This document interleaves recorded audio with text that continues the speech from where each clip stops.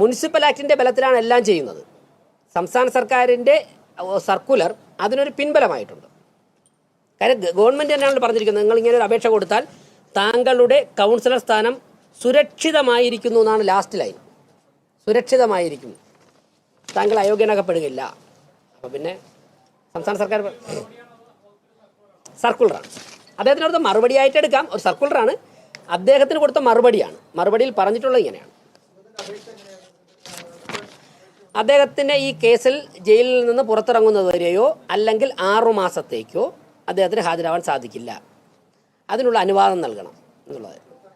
എന്തേ അത് അത് അത് അദ്ദേഹം എഴുതി വിയ്യൂർ ജയിൽ സൂപ്രണ്ടിന് കൊടുക്കുകയും വിയ്യൂർ ജയിൽ സൂപ്രണ്ട് പ്രോപ്പർ ചാനലിലൂടെ ജയിലിലെ രജിസ്റ്ററിൽ രേഖപ്പെടുത്തി തിരുവനന്തപുരം കോർപ്പറേഷനിൽ തപാലിൽ അയച്ചു.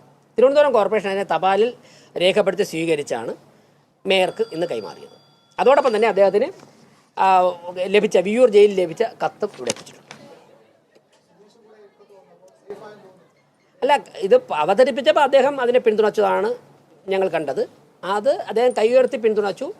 അദ്ദേഹത്തിന് പിന്തുണച്ചു എന്ന് കൗൺസിൽ ആവർത്തിച്ച് പറഞ്ഞപ്പോൾ അദ്ദേഹം കൈ ഉയർത്തി തന്നെ പിന്തുണയ്ക്കുകയായിരുന്നു. അതുകൊണ്ടാണ്. ബാക്കി എന്താണ് എന്ന് അദ്ദേഹത്തോടാണ് ചോദിക്കുന്നത്. അത് അദ്ദേഹത്തിന്, എൻ്റെ അഭിപ്രായം അദ്ദേഹം തന്നെയാണ് പറയുന്നത്. മേയർ എന്നുള്ള നിലയ്ക്ക് ഡയസിൽ ഇരുന്നപ്പോഴേക്കും അദ്ദേഹം സുഗതൻ്റെ അപേക്ഷ പിന്തുണയ്ക്കുന്നതായിട്ട് കൈ ഉയർത്താൻ കൈ ഉയർത്തി. അത് കണ്ടിട്ടാണ് അതുകൂടെ എണ്ണിക്കൂട്ടിയത്. ബാക്കി കാര്യങ്ങൾ അദ്ദേഹത്തോട് ചോദിക്കും.